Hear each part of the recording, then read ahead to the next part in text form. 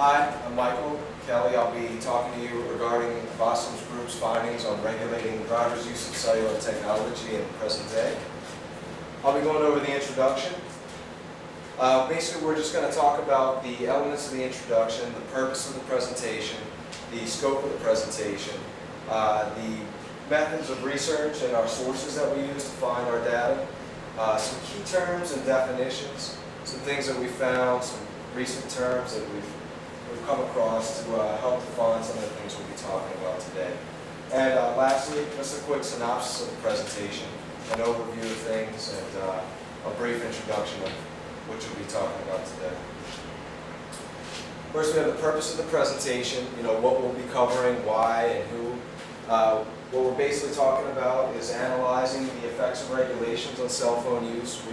Recent legislation has been enacted to kind of curtail this problem, and we want to know, why this effect is having, effect on present-day cell phone use. What we're also looking at to do through this presentation is to kind of assist in future decisions and our legislators regarding the use of cellular technology. We want to help them make a decision based on our research. And finally, this is for the members of the Louisiana Congressional Delegation. They're the kind of higher-ups in charge here that we're going to use this data and our presentation to help formulate a decision. Next up, we'll have the scope of the presentation, the range of what we'll be covering and what we won't be covering. What we will be covering, based on the safety of motor vehicle operators while using their cell phones, and also pedestrians and other drivers on the road who aren't using their cell phones. What's covered? Basically what we're covering is this strong positive correlation between automobile accidents and cell phone use. What we're also covering is a brief look at some advantages and disadvantages of regulation, legislation, its effect on cost benefits, and its effect on actually curtailing this problem. Next, we'll be looking at supporting statistics and other data that we've collected to basically suggest that current legislation isn't effective. So that's an important part of our presentation. Also, we'll have some recommendations towards the end of the presentation regarding some more effective approaches that might help alleviate the sort of strain on our highways. And basically what we're not going to cover is cell phone usage outside of an automobile, cell phone usage outside of a moving vehicle. And lastly, we're not going to cover other distractions that may relate to automobile accidents. Radio, fast food in the car, kids in the back, all sorts of thousands of distractions we get daily on these in the car. Next up, I'll go over our sources and methods of research. We had some pretty strong sources. Some of the strongest are the Insurance Institute for Highway Safety and the National Highway Safety Administration. These two, basically administrations, pull together their own primary data and specifically about cell phone usage and automobile accidents. They do it every year. It's an annual research, annual study. Also, CNN.com, they regularly, you could probably find it weekly, they've got articles where they collect a lot of the data that the previous two sources will offer up. Harvard University, they're always doing their own types of research and both financial and economical impacts based on this sort of legislation. And also the Highway Loss Data Institute, they calculate the economic burden associated with this kind of accident. Also, our methods of research, the internet is always pretty much the primary place that the computer generation will go to. Google and Yahoo, you can type in any sort of list of keywords and pretty much bring you right there. And internet news articles provided by CNN.com, and they were real helpful in finding a lot of this data that led us to the Insurance Institute and National Highway Safety Administration. Next, I'll go over the key terms and definitions, a couple little things to know about for the rest of our presentation. First, we'll be talking about the smartphone.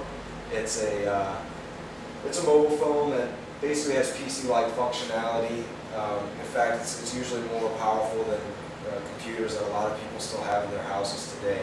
It does everything: social networking, agendas, calendars, text messaging, all those distractions that'll really keep your eyes off the road. Also, the 3G network is the largest network coverage in America right now. Not the most recent, but it is the biggest. It was really known for its big data transfer, which is 14 megabits a second. Pretty much all the carriers are using a 3G network with a couple of little exceptions. And last term and definition we'll be going over is a hands-free device. Basically allows drivers to make their phone calls and sometimes even voice to text. Keeps your hands off the phone and ideally keeps them on the wheel.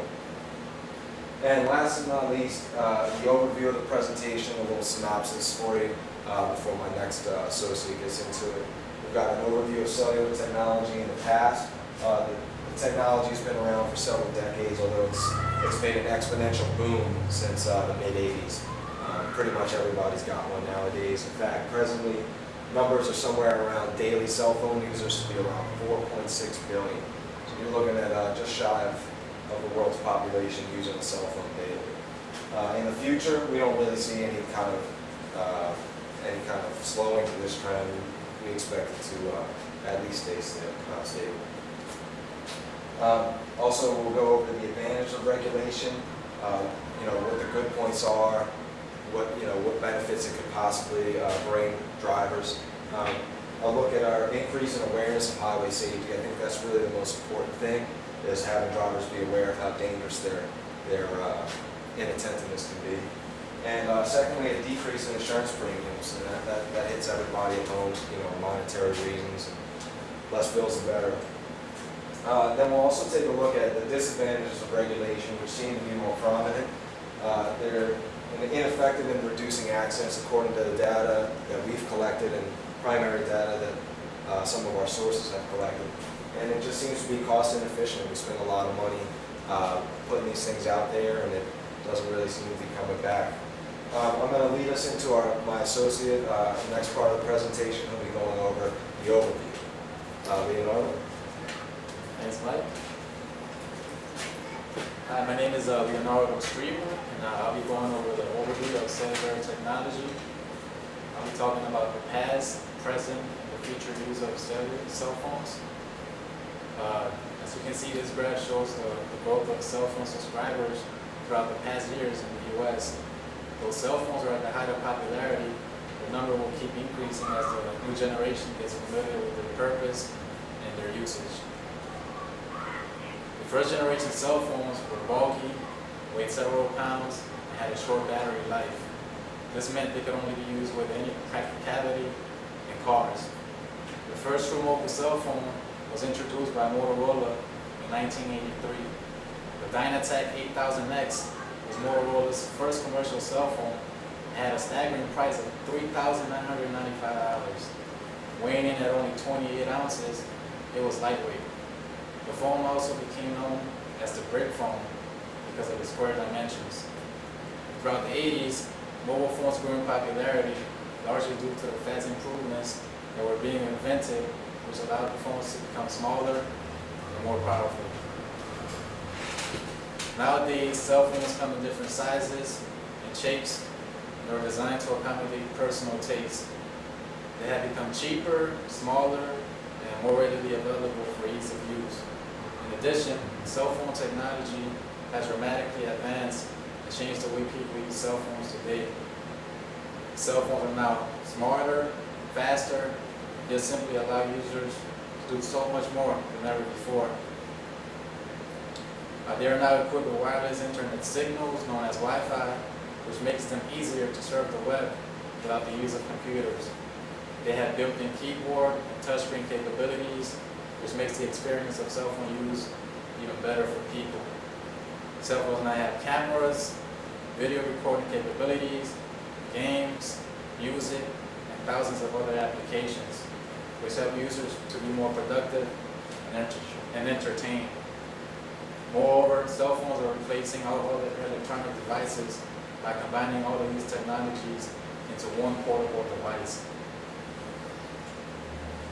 In the recent statistic 4.6 billion people around the world use cell phones daily in 2009. 270 million of those people lived in the US. There are 2 phones for every 3 people, and there are 370 times as many cell phones now as there were in 1990. In addition, cell phones have become a real necessity and are now just a part of people's lives. They help keep people in communication with family, friends, and even their jobs with the use of text messaging and email. Cell phones are also very important in case of any emergency that may occur and can also help save lives for that reason. Therefore, cell phones are the perfect way to stay connected with others and can help the user feel more secure. Cell phones will revolutionize the future. In the next few years, cell phones will move data at several megabits per second. Cell phones are already being used in some countries to make electronic payments and as another form of identification. Moreover, as this technology progresses, everyone should have access to these features in the near future. Cell phones will have morphing technology, which will make the phones be disguised as just about anything, twisted and bent into different shapes.